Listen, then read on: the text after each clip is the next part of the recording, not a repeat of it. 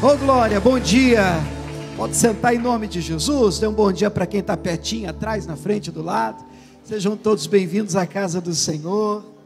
Espero te encontrar bem aqui essa manhã.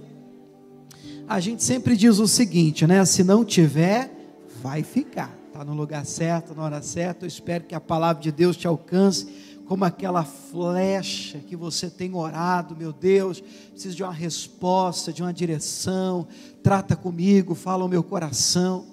Eu espero que você realmente tenha subido à casa de Deus nesse domingo especial, com o coração aberto. Irmãos, é importantíssimo o seu coração esteja aberto. O Senhor diz: eis que estou à porta, eu bato. Se alguém ouvir a minha voz e abrir a porta, então eu entrarei, cearei com ele e ele comigo. É dia de nos assentarmos à mesa com o Senhor, espiritualmente falando, e tomarmos posse daquilo que Deus tem para cada um de nós. Amém?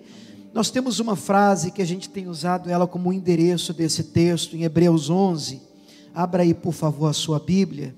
E essa frase tem sido um endereço de onde nós queremos chegar nos domingos deste mês de julho. E nós temos buscado forças em Deus, irmãos. Nós temos buscado fortalecimento no Senhor. E nós entendemos que são inúmeros os textos que a gente poderia usar no que diz respeito à necessidade do ser humano de ser fortalecido no Senhor. Eu não sei como é que você se encontra hoje, não sei como é que você está agora, mas a não ser que você seja de um material estranho, diferente, existem momentos pelos quais nós passamos, irmãos, que a gente precisa de uma injeção de Deus. Amém ou não amém? A gente precisa de uma injeção de Deus, a gente precisa de, sabe, aquela recarga, aquelas baterias que e dá aquele tranco, e diz: vamos embora, querida, anima, levanta. E nós precisamos disso. Eu não sei se você, pastor, estou aqui 100%, estou aqui tinindo, glória a Deus, amém, aleluia. Continua assim, querido. Ou então, se você está, pastor, está aqui, o carro morreu, né, dá para encostar aí, fazer aquela ligação. Como é que é o nome daquele negócio que você estica o fio, Rod? O jump, que é o jump. Na minha terra lá tem outro nome estranho. Aí você vai lá e coloca o cabo e vamos lá, porque eu preciso de uma energia extra, estou precisando recarregar as minhas pilhas da fé. E é importante a gente entender que existe essa necessidade, querido. Você não é um robô, você é de carne e osso, você precisa buscar o Senhor, você precisa ir para a fonte, você precisa beber dele, você precisa parar um pouquinho e dizer assim: meu Deus, estou precisando de afiar aqui meu machado, a minha fé. A gente vai falar um pouquinho sobre isso, mas a frase que tem nos dirigido está em Hebreus 11:32. Hebreus 11:32 diz assim, se você tem um aplicativo da igreja, as referências estão aí no esboço. Deixa eu ler esse texto para a gente orar e pedir a Deus tratar com a gente. Que mais direi? Faltar-me-ia tempo contando de Gideão. Que mais, igreja? Baraque, de Sansão, de Jefté, de Davi. Que mais? Samuel e dos profetas, os quais pela fé, essa é a frase, pela fé, o que eles fizeram? Venceram reinos, praticaram a justiça, alcançaram promessas, oh glória, fecharam as bocas dos leões pela fé, apagaram a força do fogo, escaparam do fio da espada. E aí sublinha essa frase, o que eles fizeram também pela fé?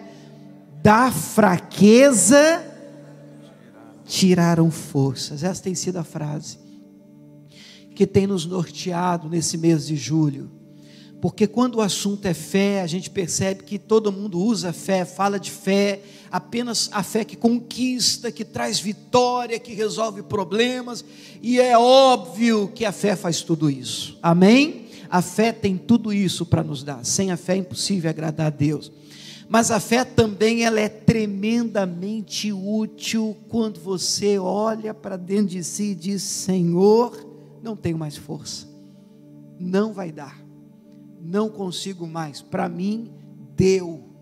A fé faz com que você consiga forças da fraqueza, você tira a força de onde todo mundo olhando para você diz: agora eu quero ver, agora acabou para ele, agora acabou para ela.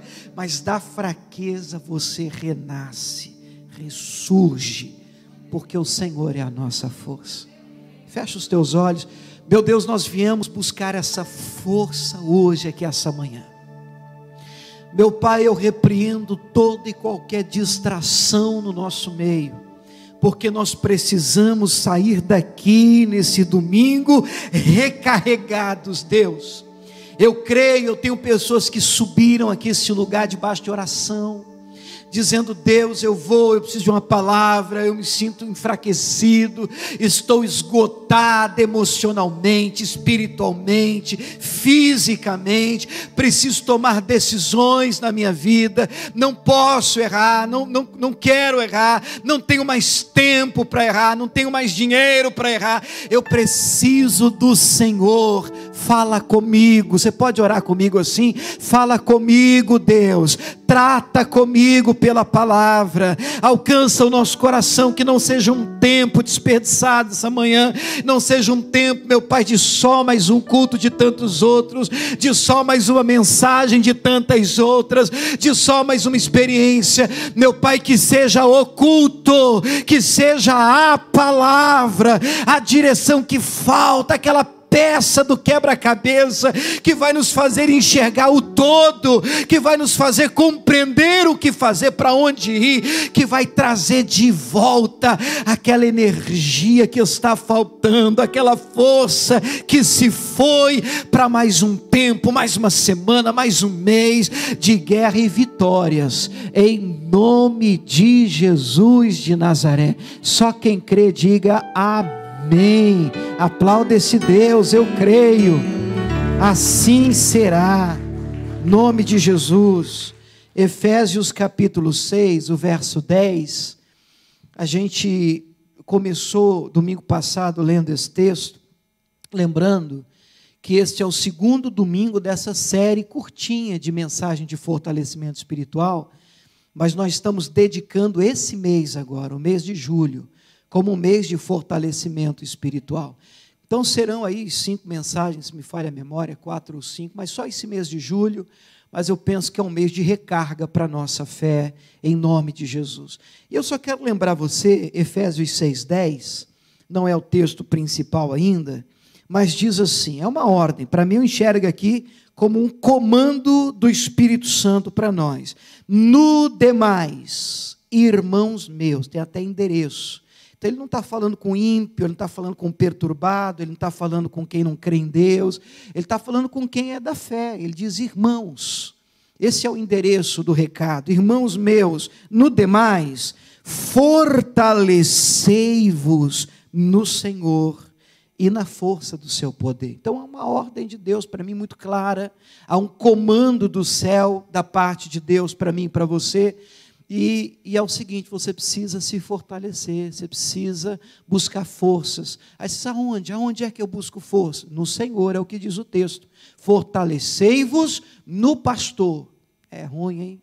Fortalecei-vos na igreja, também não dá certo. Fortalecei-vos em qualquer outro lugar, não funciona. A sua força vem do Senhor. Você pode dizer glória a Deus por isso? Inclusive na semana passada a gente falou um pouquinho sobre a diferença, eu estava lendo um artigo sobre a diferença entre restauração e reforma. Você lembra disso? Falei isso a semana passada numa introdução aqui, e que se a gente quiser realmente uma restauração de força, a gente precisa entender claramente a diferença entre uma restauração e uma reforma. Porque para reformar, estava vendo uma pessoa que trabalha com carros, né, antigos, e ele falando o seguinte, olha, para reformar eu posso usar qualquer peça, eu posso usar inclusive uma peça paralela. É bonito falar assim, né, peça paralela, mas você sabe que peça paralela é peça falsa. Entendeu? Paralela, não é original, é paralela, é bonito o nome, né? Mas para reformar, o importante é consertar, é fazer o carro funcionar, é fazer o carro andar. Se é só uma reforma, você só quer consertar, então vale qualquer tinta para a parede, vale qualquer material, o importante é consertar. Agora, se é restaurar, aí não. Se é restaurar, tem que ser a tinta original. tem que ser o material original. Vale mais você comprar uma peça usada, mas original, para você não mudar o carro, do que você comprar qualquer peça e colocar, ainda que nova, porque a gente está falando de restauração. Na Bíblia eu vejo Deus restaurando pessoas. Deus não quer só consertar você. Você entende o que eu estou dizendo? Deus quer restaurar você. Mas aí nós precisamos entender a nossa origem para falar de restauração. Restauração só existe no original. Só se você descobrir a sua origem. Então, só para isso ficar claro, em Gênesis 1, você deve lembrar, Deus dá um comando para a terra que Ele criou, dizendo: terra, produza árvores frutíferas. E a terra produziu árvores frutíferas. Então, a árvore frutífera veio da terra. Tira a árvore da terra, o que acontece com ela? Morre. Deus deu um comando para os mares e as águas, produzam os seres viventes. Está em Gênesis 1, você pode checar. Então, as baleias e os peixes surgiram. Tira o peixe da água, o que acontece? Morre. No mesmo capítulo 1, Deus diz: façamos o homem, a nossa imagem e a nossa semelhança. Tira o homem de Deus. O que acontece com o homem? Morre, espiritualmente falando, morre. Deus avisou Adão: se você comer desse fruto, você vai morrer. Não, a Eva comeu, disse: Adão, não tem problema nenhum, comer não tem problema. Mas o texto, a Bíblia nos ensina que com o pecado a morte nos separou de Deus. Romanos 3:23 diz: todos pecaram, destituídos, separados estão da glória de Deus. Por isso, quando você tem essa ideia clara que só há restauração de força, se você descobrir a sua peça original, a fonte, então Jesus vem e diz: eu sou o caminho, a verdade, a vida. A vida, eu sou a vida que você precisa, e ninguém vem ao Pai se não passar por mim. Jesus é o plano que o Pai teve para nos trazer de volta as peças originais. É quando você passa por Ele, quando você aceita Cristo, quando você abraça Jesus, quando você tem esse entendimento e diz: Senhor, Tu és a minha fonte, então você volta a recuperar, a ter a sua vida restaurada. Não é remendada, não é consertada, não é um tempo de alegria. No Senhor a vida e vida abundante. Quem crê nisso, diga glória a Deus. Ele é a fonte de águas vivas, Ele é o nosso manancial. Hoje, querido, nós vamos aprofundar um pouco mais nesse entendimento. Abra aí a sua Bíblia em Atos 20. Eu estava ontem, sábado, num momento tão bom com Deus, e a gente tem uma prática bacana lá. Deixa eu plantar isso no seu coração também. Todo sábado lá em casa vira igreja, de manhã, né? Sábado de manhã, vira igreja. Mas mais igreja ainda. Eu tenho aprendido uma coisa, mas a gente não pode se perder na obra de Deus e esquecer o Deus da obra. Estar na igreja não é necessariamente estar com Deus. Você entende essa frase? Estar cheio de atividade em nome do Senhor Jesus não é necessariamente estar bem com o Senhor Jesus. Então tem muita gente cheia de atividade em nome do Senhor, e o próprio Senhor um dia dirá, você vai ler isso na Bíblia: Senhor, em teu nome eu fiz, expulsei, resolvi, eu me ocupei, e Jesus vai dizer: nunca vos conheci. Se isso para você não é sério, então misericórdia.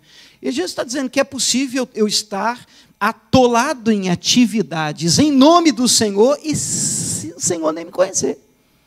Então isso realmente balança meu coração. Então é diferente quando você tem um tempo com o Senhor, quando você separa um tempo com Ele de qualidade, você descobre que Ele é a fonte, você diz: Senhor, hoje eu estou legal, eu não estou bem, eu estou fraco, eu estou desanimado, e aí você fecha a porta do quarto, querido, e mergulha, meu Deus, e bebe, Senhor, e ora, e rasga o coração, e canta, e adora, e ora em língua, e chora, e se derrama na presença de Deus. Você sai de lá renovado, restaurado, porque Ele é a fonte. Diga glória a Deus, irmãos, Ele é a fonte. E ontem, num tempo assim, que surgiu a mensagem de hoje, Atos capítulo 20, verso 16. Eu vou ler o versículo, aí eu dou o tema para vocês de hoje. Atos 20, 16, diz assim: porque já Paulo tinha determinado passar adiante de Éfeso. Agora, se você puder sublinhar essa frase, diz assim: para não gastar tempo na Ásia.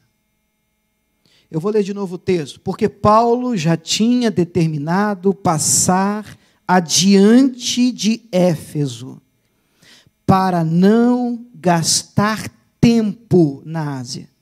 Apressava-se, pois, para estar, se lhe fosse possível, em Jerusalém no dia de Pentecostes. Ele tinha um alvo, ele tinha um objetivo, e ninguém há de questionar que Paulo era dirigido pelo Espírito de Deus. Paulo queria chegar em Jerusalém e queria estar lá no dia de Pentecostes. Ele tinha um prazo para isso. Mas para que ele conseguisse cumprir aquilo que Deus tinha plantado no coração dele, ele não podia gastar tempo na Ásia. Gente, isso entrou no meu coração como uma flecha ontem. Meu Deus, quando a gente gasta tempo com pessoas que a gente nunca deveria gastar, em lugares que a gente nunca deveria estar, círculo de amizades que a gente nunca deveria ter, fazendo coisas que Deus nunca mandou fazer, a gente não chega onde Deus gostaria que a gente chegasse. Onde é que você tem gastado o seu tempo? Bom, a mensagem de hoje tem como tema exatamente isso: não perca tempo. Você pode dizer para o seu vizinho, rapidinho, assim, não sou muito disso não, né? Não perca tempo. Não perca tempo. Não perca tempo. Efésios capítulo 5, verso 15. Efésios 5, 15 diz assim: portanto, vede prudentemente como andais, não como nécios. O que é um nécio? É um doido, é um tolo, é um maluco, perdeu o juízo. Não ande como um louco, um doido, um tolo, não faça isso.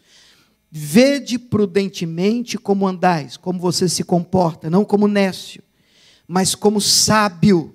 Um exemplo do que é ser sábio, o texto diz: remindo o tempo. O que é isso? Aproveitando melhor o tempo que Deus te deu. Não seja louco, tolo. Aproveite melhor o tempo com sabedoria. Por quê? Porquanto os dias são maus. Tempo é guerra, é de batalha. Pelo que não sejais insensatos, mas entendei qual seja a vontade do Senhor. Quando é que a gente desperdiça o nosso tempo? Quando nós não entendemos a vontade do Senhor para nós. Irmãos, eu estava pensando e falando com Deus, e deixa eu te falar uma coisa aqui, estou matando ninguém não, tá? Mas imagine que você soubesse que você tem só uma semana de vida. Pastor, está amarrado, repreendo, em nome de Jesus. Deixa eu completar a ideia. Você sabe que tem uma semana de vida. Você ficaria surpreso como a sua agenda ia mudar. As ligações que você atender. Você ficaria surpreso como é que a sua vida seria transformada, as pessoas com as quais você gastaria tempo. As coisas com as quais você gastaria tempo. Sua agenda ia virar. Porque o tempo para você tomaria uma ideia de importância tão grande que você, o quê? Tem uma semana? Não tenho tempo para isso. Não tenho tempo para isso. Não tenho tempo para isso. Não tenho tempo para aquilo. Para mim não dá. Eu não posso. E essa é a ideia que o Espírito Santo tem plantado no coração, quando Ele nos dá a direção que nós precisamos remir, aproveitar melhor o tempo que Deus nos deu.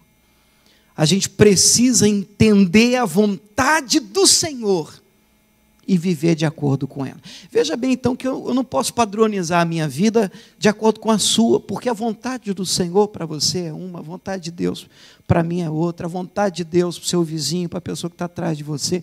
Então, qual é o alvo? Entender a vontade do Senhor para a nossa vida. Uma vez você tendo entendido isso, então você vai ter consciência de onde é que você tem que gastar tempo, força e energia. E o que tem isso a ver com as mensagens de fortalecimento do mês? Tudo, porque quando você gasta tempo e energia em algo que Deus não mandou você fazer, na hora que apareceu o que precisa ser feito, você está desgastado, você está desanimado, você não está bem, você não está afim, porque você escolheu errado as batalhas que você deve travar. Quem entende isso, diga amém. Querido, olha só, antes da gente entrar no que é gastar tempo, vamos falar primeiro do que não é gastar tempo, rapidinho. Lá em Eclesiastes, um texto que eu amo demais, capítulo 10, versículo 9, Eclesiastes 10, eu vou ler 10:10, vamos direto para o versículo. 10:10, diz assim: se estiver embotado o ferro. O que é embotado? Enferrujado. O ferro aqui, por isso que eu coloquei o 9, vamos ler o 9 antes, porque o texto completo dá a entender que fala de um machado. Você quer ver? Olha o que diz: quem acarretar pedra será maltratado por elas. Olha a segunda parte. E o que rachar lenha? Você racha lenha normalmente com um machado, não é? Você racha lenha com machado. Expõe-se ao perigo, aí vem o 10. A mesma ideia, o mesmo contexto. Mas se estiver embotado o ferro, bom, você está rachando lenha, você está usando um machado. Se esse machado estiver enferrujado, o que você tem que fazer?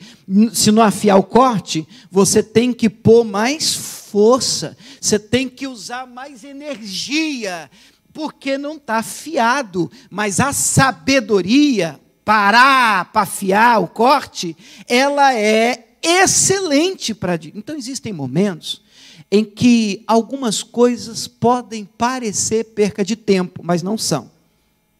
Antes da gente entrar no que é perder tempo, que é a mensagem de hoje, o que não é perder tempo? Orar, ler a Bíblia, subir à casa de Deus. Olha só, tem gente que, eu mesmo já convidei pessoas, e a pessoa diz: vamos para a igreja. Não tem tempo para isso. Você já deve ter ouvido isso já, não? Não tem tempo para isso. Desculpa, não tem tempo. Não tem tempo para a igreja. Igreja tem nada para me dar.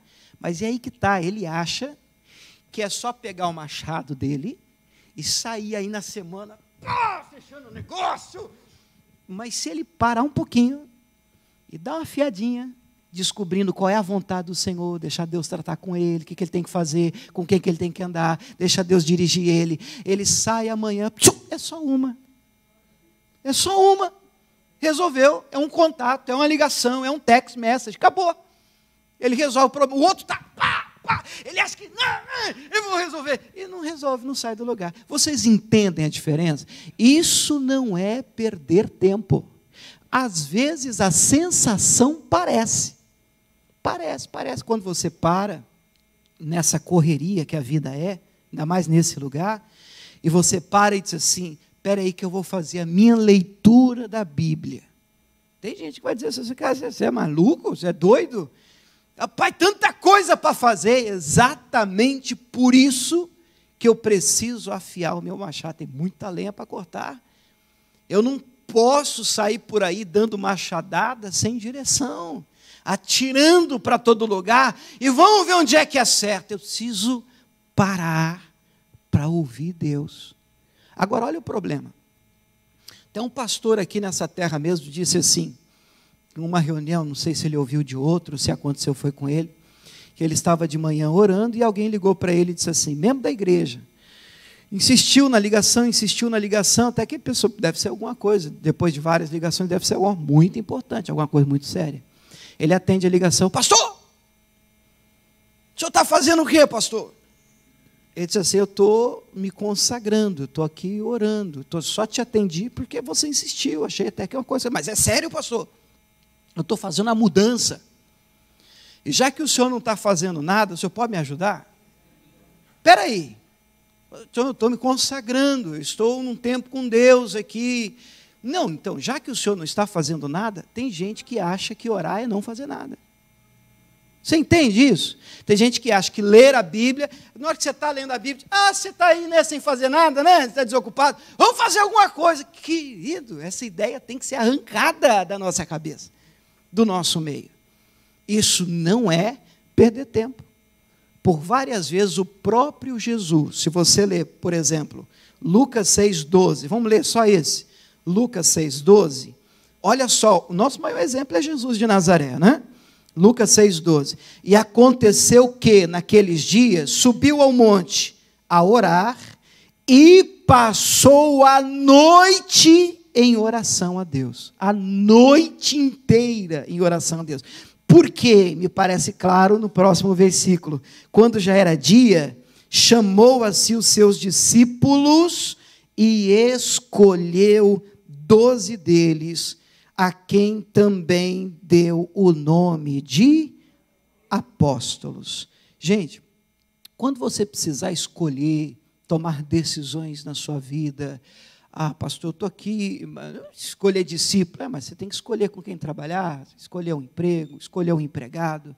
Ore antes, passe um tempo afiando o seu machado, peça o Espírito Santo para te ajudar, para te mostrar, para te revelar, para você errar menos, amém ou não amém? Se você parar um pouquinho para ouvir o Senhor, se a gente parar para ouvir Deus, nós vamos errar menos, nós vamos gastar menos energia, e nós vamos gastar de verdade a nossa força naquilo que realmente importa, o que significa afirmar que nós não vamos perder tempo. Bom, se isso não é perca de tempo, e não é, pastor, então o que é perder tempo? Abra a sua Bíblia lá em Isaías, vamos dar uma lida nesse texto, Isaías 55, versículo 2, queria que você sublinhasse uma frase aqui, Isaías 55, 2, a mensagem de hoje é: não perca tempo. Isaías 55, 2 diz assim: por que gastais o dinheiro naquilo que não é pão? Simples a pergunta, né? Por que você gasta dinheiro naquilo que não é pão?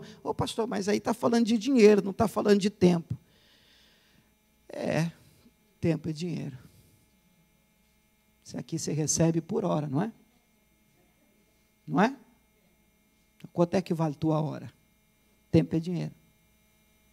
Sabe o que está escrito aqui? Por que você gasta o seu tempo, dinheiro, naquilo que não te sustenta, não te fortalece? Pão.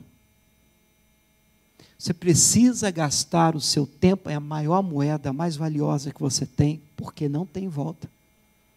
Naquilo que realmente vai fortalecer você, vai alimentar você. Você precisa redirecionar suas forças naquilo que realmente trará resultados práticos e dentro da vontade que o Senhor Deus tem para você. Então eu separei aqui, debaixo de oração, eu não sou o dono da verdade. A gente podia fazer uma vigília aqui e falar só uma lista que não teria fim, de coisas que roubam o nosso tempo. Mas para hoje eu separei só 3. E que o Espírito Santo assim dê, meu desejo, tá? Uma surra na gente aqui essa manhã. Tem uns 3 améns aí, né? Vamos lá, vamos tentar assim mesmo, né? 3 coisas que, no meu entender, pelo menos para esse momento, são grandes ladrões de tempo. A primeira coisa, nós perdemos tempo quando insistimos em algo que Deus não tem para a gente. Primeira coisa, perdemos tempo quando insistimos em algo que Deus não tem para a gente. Abra sua Bíblia em 1 Samuel 16, 1. Pode colocar no telão e a gente ganha tempo. 1 Samuel 16, 1, Deus está puxando a orelha de Samuel, sacerdote, e o Senhor vira para o Samuel e diz: até quando? Tempo. Isso é tempo. Até quando? Está demorando, querido. Até quando? Até quando? Terás dó de Saul. havendo eu rejeitado? Até quando você vai ficar preso num projeto que eu já disse que deu? Até quando você vai ficar insistindo num negócio que eu disse chega? Não, mas o senhor precisa entender, querido, vira a página. Vamos embora. Agora cuidado, presta muita atenção. Existe uma tremenda diferença entre persistência e teimosia. E eu demorei a entender isso, porque quando a gente está no ambiente da fé, da igreja, a gente aprende a insistir. E a Bíblia nos dá textos, a gente fez até campanhas de oração aqui, em Lucas 18, fala sobre a viúva persistente, né? Aquela que ia diante do juiz, faze-me justiça, e aí Jesus ensina a não desanimar na oração, ir atrás dos seus direitos. Colossenses 4:2 nos aponta outro texto fantástico, perseverai na oração, velando nela com ação de graça. Atos 12, Pedro está preso na cadeia, mas a igreja fazia contínua oração por ele a Deus. Não é qualquer oração, a oração é contínua. O que significa? Eles não oraram uma vez só, eles insistiram naquela oração. Livra o Pedro, liberta o Pedro, e Deus enviou um anjo e libertou Pedro. Então a grande pergunta é, que é o meu temor também, eu penso ser o nosso: pastor, quando é que eu sei que eu tenho que insistir? Insiste. E quando é que eu sei que, deu, para? Porque esse é o nosso temor. Pastor, eu não quero insistir quando não devo insistir. Eu também não quero parar quando o Senhor esperava de mim uma persistência maior, uma insistência na fé, no arredo do pé, porque isso é uma característica da fé, não recuar. Eu amo, o meu justo vive da fé, não é assim que diz o texto sagrado? Se ele recuar, minha alma não terá prazer nele. Quem está entendendo a dúvida aqui? Diga amém. Bom, a diferença para mim ela é muito clara. Você tem uma palavra para continuar? Foi Deus que te prometeu? Se você olhar para mim e dizer assim, pastor, foi Deus que me deu uma palavra, Ele me prometeu. Então, insista, não desista, fique batendo martelo em cima, orando, até você conseguir, porque você tem uma palavra. Jeremias 1,12 diz, eu velo sobre a minha palavra para cumprir. No versículo anterior, ele pergunta, Deus pergunta para o profeta, o que é que você vê? Ele disse, eu vejo uma vara de amendoeira. Deus elogia a visão dele, dizendo, viste bem, eu velo sobre a minha palavra para cumprir. Para mim isso é tremendo, o missionário trouxe isso aqui para a gente, dizendo, o problema de muito crente é que Deus mostra uma vara, ele vê uma floresta. E o problema de muito crente é que Deus mostra uma vara e ele vê um graveto, um palito de fósforo. Então, nem o céu, nem a terra, nem para a direita, nem para a esquerda. Nós precisamos ver o que Deus está mostrando. Por que isso é importante? Porque senão você vai insistir numa coisa que você viu, mas nunca Deus te mostrou. Você entendeu o que eu falei agora? Você criou, você entendeu errado. Você achou que Deus prometeu. Entendeu que Deus mostrou. E Deus está no céu assim, eu nunca te prometi isso aí. Porque Ele vela sobre a palavra dEle para cumprir. Ele tem compromisso com o que Ele te mostrou, não é com o que você viu, achou que viu, entendeu. Ou achou que entendeu. Quem está entendendo, diga amém. O compromisso de Deus é com o que Ele mostrou para você, pela palavra. Então, Ele te mostrou, Ele te prometeu, insista. Ele é Deus, Ele não é mentiroso, Ele cumpre as suas promessas. Pastor, não sei, é uma coisa minha, eu não tenho uma palavra, eu não tive uma direção, mas sim uma coisa minha, né, que assim, eu queria tanto. Então aí você tem que orar a Deus para ver se realmente você deve insistir nisso. Você tem que entrar no seu quarto e quem sabe você vai ouvir uma voz do Senhor dizendo assim, querido, até quando terás dó de Saul? E você tem que entender o ambiente do texto, porque Samuel tinha um apego Sim, não dá para negar, foi o primeiro que ele ungiu. Foi uma luta para ele ungir, inclusive, porque ele não queria. Ele achou até que o povo estava com alguma coisa contra ele. Se você conhece a história, você vai ler o Samuel triste, dizendo: Senhor, me rejeitaram. E aí Deus tem que falar para o Samuel: calma, querido, não rejeitaram você, eles rejeitaram a mim, pedindo um rei.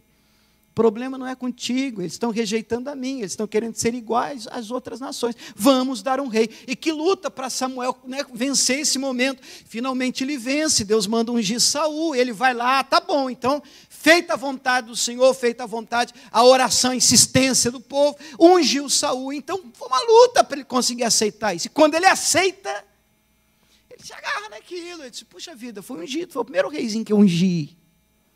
E às vezes a gente, né, tem um apego com algumas coisas assim. Aí Saul erra algumas vezes. E Deus diz: chega, eu tenho um novo esperando por você. Você diz assim: ah, Senhor, mas gostando do Saul. Esse problema, às vezes a gente gostando do Saul, que não deixa o Saul ir embora. E Saul não precisa ser necessariamente uma pessoa. Mas eu também não posso errar, viu, irmão? Negar, pode ser.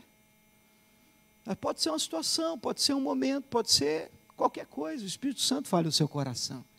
Mas há um momento que ciclos fecham, estações acabam. Eu lembro que uma vez eu preguei aqui sobre a Arca de Noé, e essa mensagem falou demais no meu coração, porque houve um momento, em Gênesis, no capítulo 8, no verso 16, que Deus diz assim para o Noé: Noé, sai da arca.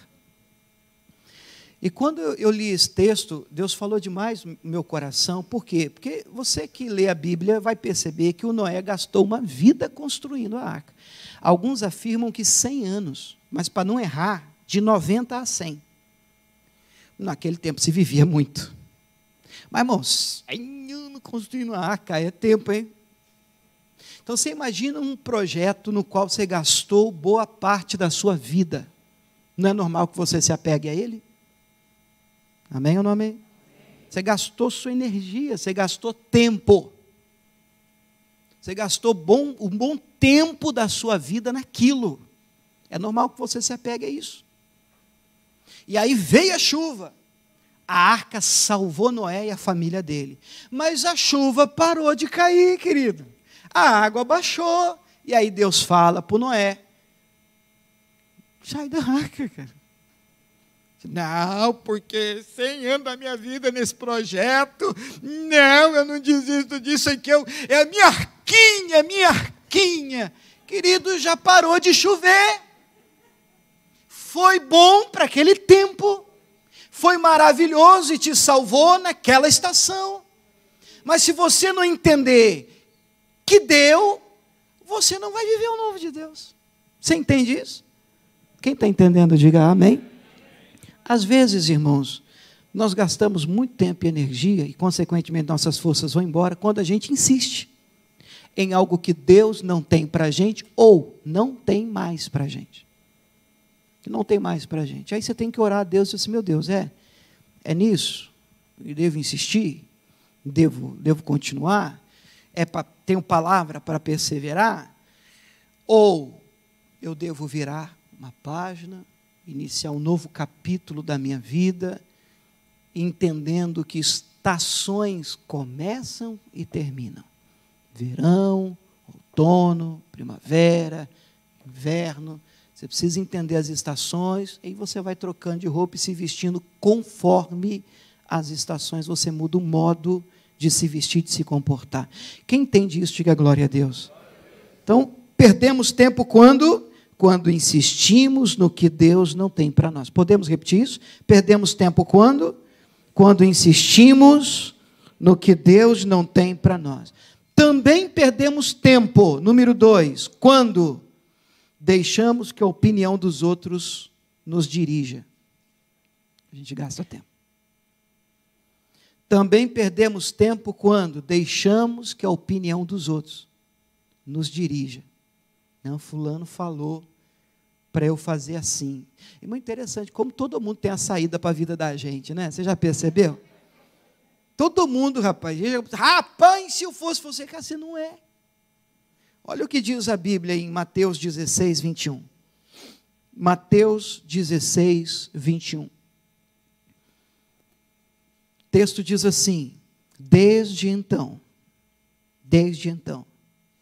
começou Jesus a mostrar aos seus discípulos que convinha ir a Jerusalém e padecer muito dos anciãos e dos principais dos sacerdotes e dos escribas, e ser morto e ressuscitar no terceiro dia.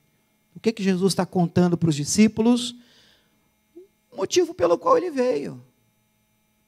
Queridos, olha, eu vim para cumprir esse propósito. Qual o propósito? Eu vou sofrer, eu vou ser morto, eu vou padecer, serei castigado, mas no terceiro dia eu ressuscitarei. Glória a Deus. Mas Pedro, nosso amigo Pedro, dá um abraço nele lá em cima, irmão. Eu tenho um carinho por ele.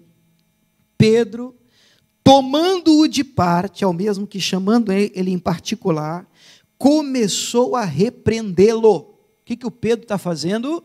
Está dando uma bronca em quem? Só em Jesus. Onde chega o nível do cidadão? Ele chama Jesus no canto. Já repreendeu o filho, já? Repreender é dar bronca. Ó o Pedro, Senhor, chega aqui. Fala isso não, amarrado, o senhor não deve estar bem, não. O senhor não é possível, o senhor falar umas coisas dessas no nosso meio. Que é isso? Está repreendido, isso nunca vai acontecer com o senhor. Nunca, de modo nenhum acontecerá isso. Ele, porém, Jesus, voltando-se, disse a Pedro: para trás de mim, Satanás. Caramba, que pancada, irmãos. Que cruzado, né? Para trás de mim, Satanás. É um lado de Jesus assim que você diz: uau, me serves de escândalo. Por quê? Porque não compreendes as coisas que são de Deus, mas só as que são dos homens.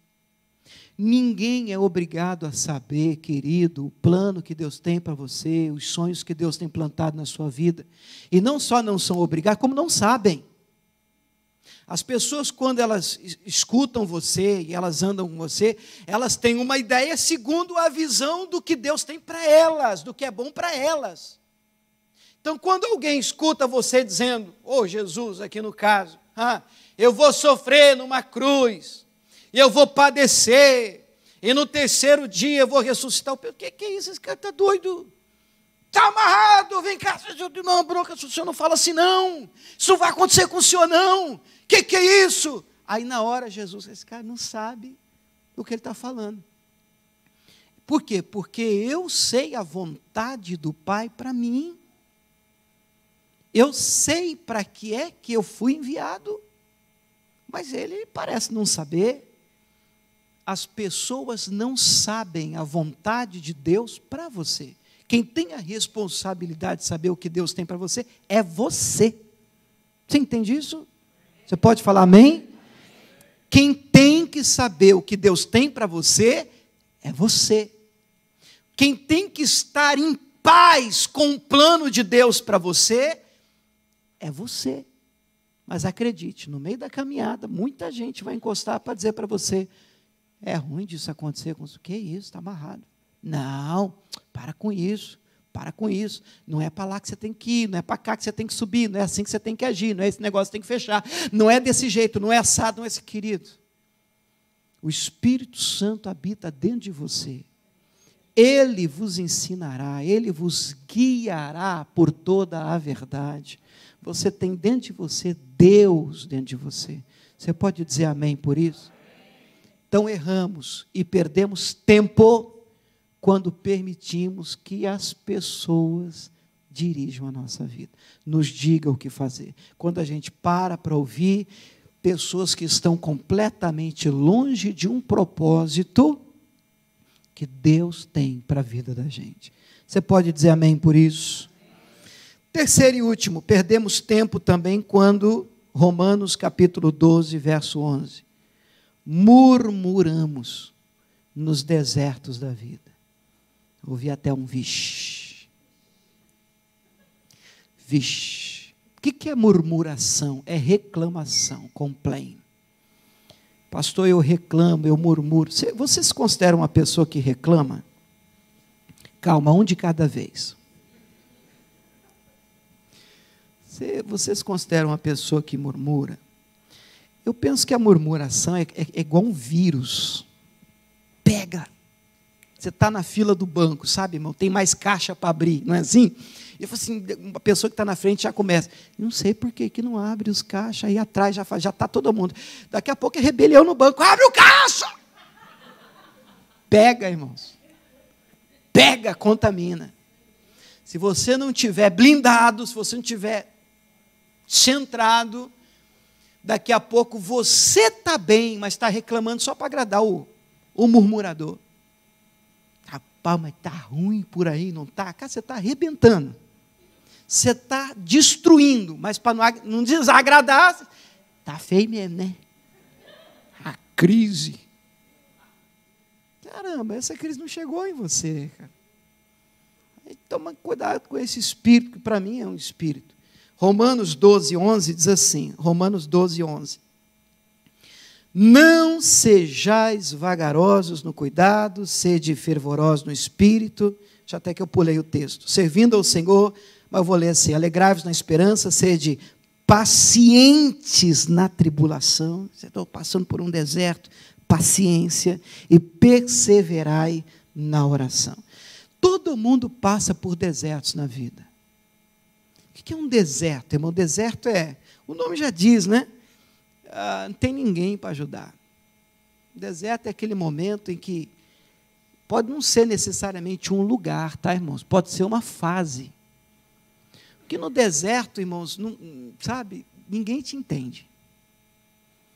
Às vezes você pode entender estar sozinho fisicamente mesmo, não tem ninguém para dividir as coisas, às vezes a sua casa pode estar lotada, você pode ter um monte de gente vivendo com você, do seu lado, mas você abre a boca e ninguém entende o que você fala, ninguém te entende, ninguém te compreende, e você se sente numa ilha, rapaz. Você diz, como é que pode, rapaz? Eu falo, ninguém entende o que eu sinto, o que eu estou passando. Parabéns, seja bem-vindo ao deserto. E lendo a Bíblia, a gente percebe que desertos existem para todas as pessoas, inclusive o próprio Jesus passou por um. E eu entendo o deserto como uma fase onde a gente precisa redobrar a atenção, porque um deserto é um lugar onde nossa fé é testada. E isso eu não estou falando só no Antigo Testamento, daquele povo que Deus tirou do Egito, o grande clássico dos desertos da Bíblia, como o próprio Jesus no Novo Testamento. E ele passa por um deserto de uma maneira diferente. Mas quando a gente olha primeiro para aquele povo que Deus tirou lá do Egito, lá em Hebreus 3, mesmo sendo uma história do Antigo Testamento, ela é lembrada no Novo. Olha o que diz Hebreus 3:7. Hebreus 3:7. A maneira errada de encarar os desertos da vida. Portanto, como diz o Espírito Santo, se ouvirdes hoje a sua voz, não endureçais o vosso coração. Aí ele faz uma menção, como na provocação. No dia da tentação, aonde, igreja? No deserto, onde os vossos pais me tentaram, me provaram e viram por 40 anos as minhas obras. Por isso me indignei contra esta geração e disse, estes sempre erram. Aonde? Em seu coração, e não conheceram os meus caminhos. Por que erram no coração, se a gente está falando de murmuração? Porque a boca fala. Porque o coração está cheio. O problema de um discurso pessimista, murmurador, de uma pessoa que reclama de tudo, não está necessariamente nos lábios, na língua, está num coração amargurado. Então você aperta um pouquinho, ai, que droga de vida, ai, não sei o que, ai, está quente demais, ai, está frio demais, ai, não chove demais, ai, mas não vai chover? Não existe, irmão, e para quem não está bem, nada presta. Não tem solução. Amém ou não amém? Para quem não está bem, para quem não está resolvido dentro, fora não vai resolver. Não vai resolver. E esse era o problema de um povo de Deus, que o Senhor tira do Egito em direção à promessa, terra prometida. E Deus tem promessa para nós, amém, irmãos? E aí nós passamos por momentos em que a gente diz, meu Deus, mas o Senhor falou que a gente ia chegar lá, mas você não chegou ainda. E é nessa travessia, irmãos, é entre a promessa que Deus faz e o cumprimento da promessa que nós passamos desertos. A gente passa por alguns momentos em que a gente precisa vigiar. E aí a gente perde tempo quando enfrentamos uma situação. E aí, ao invés da gente confiar em Deus, se você não souber o que falar, fica quieto em nome de Jesus. Fica quieto, olha, não estou bem, esconde, se tranca em casa, não vou nem conversar, não vou nem atender telefone, porque se eu abrir a boca hoje, eu vou falar abobrinha. Você se conhece. Então, olha, não dá, hoje não estou falando desculpa, é melhor não atender do que você abrir a boca e atrasar. Olha para o pastor. Perdemos tempo quando murmuramos nos desertos da vida. Gente, caminhada de dias viram anos. Você entende como isso é sério? Ora, já era para ter chegado lá, mas sabe, com essa boca linda que Deus te deu, não está dando. Por quê? Porque quando aparece uma situação, ao invés de você ser achado aprovado, você tira 0. E o que acontece numa escola quando um teste é aplicado e nós não passamos? Você tem que fazer de novo. Então, tem gente com 40 anos do kindergarten.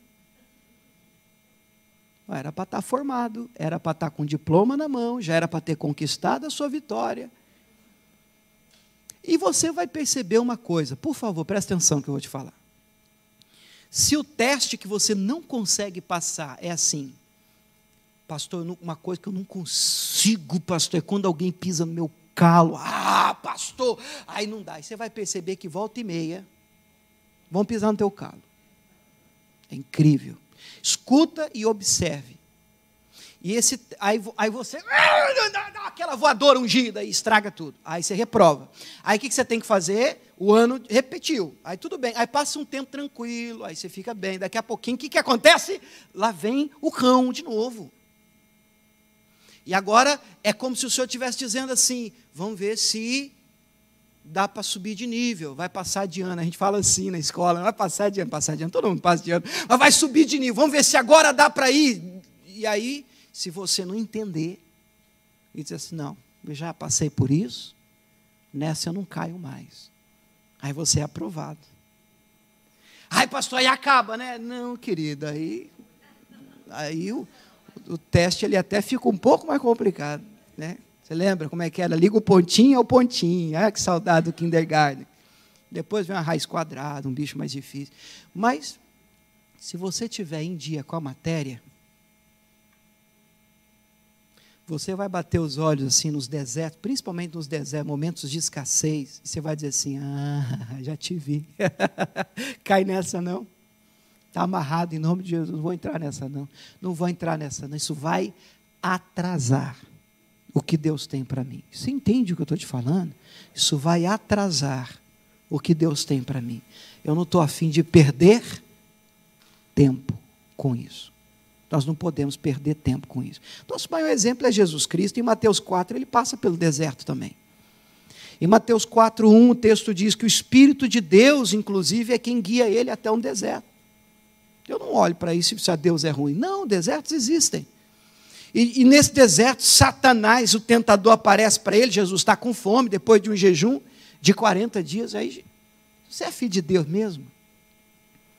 Transforma a pedra em pão. Olha a palavra de Jesus. Irmão, um dia que você estiver passando por um momento de deserto na sua vida, olha o conselho do Senhor, a resposta de Jesus, está escrito. Nem só de pão viverá o homem, mas toda a palavra sai da boca de Deus. O que tem que sair da nossa boca nos desertos, irmãos? Está escrito. Está escrito. Você não tem nada para falar? Fale a Bíblia. Escolha um texto. Core um versículo. Não precisa nem, às vezes, pastor, não consigo memorizar. Abre a Bíblia. Encontre alguma coisa do assunto que você está passando. Pastor, o assunto meu, o deserto, é financeiro. Que luta, pastor. Abra lá, Salmo 23. está escrito. A vontade é de você falar: que droga, eu vou na igreja, minha vida não muda. Aí você, Senhor, eu não vou falar isso não, isso vai atrasar tudo. Você abre a Bíblia, Salmo 23, Senhor é meu pastor, está escrito, nada me faltará. Isaías 1,19 está escrito: se quiserdes, me ouvides, comereis o melhor dessa terra. Terceira carta de João, versículos 2 e 3 diz: amado, desejo que te vá bem todas as coisas e que tenhas saúde, assim como bem vai a tua alma. Escolha textos e vai liberando no meio dos desertos. Está escrito, está escrito, está escrito. Pastor, até quando? Vamos para o 10, olha o versículo 10. Na terceira tentação, Jesus vira para Satanás, que estava pedindo para adorá-lo, e Jesus diz: vai-te, Satanás. Isso tudo no deserto. Porque está escrito, de novo, está escrito: ao Senhor teu Deus adorarás e só a Ele servirás. O que acontece? Versículo 11. Então o diabo deixou. Diga glória a Deus. Olha, mais bonito ainda. E eis que chegaram os anjos e o serviram. Você lembra como é que começa a batalha no deserto? Com o diabo dizendo: transforma a pedra em pão, porque Jesus estava com fome. E como é que termina? Se você não escolher a pedra, o pão que o inimigo está te oferecendo, você vai perceber, você vai experimentar do Senhor, da solução enviada por Deus, da saída preparada por Ele. Aguenta firme. O Senhor vai te servir, vai tomar conta dessa questão, vai abrir um escape. Nosso Deus é um Deus de escape, vai providenciar uma saída. Fica firme, não murmure, não reclame. Querido, o que nós aprendemos hoje? Quando é que nós perdemos tempo? Primeiro, quando insistimos no que Deus não tem para nós.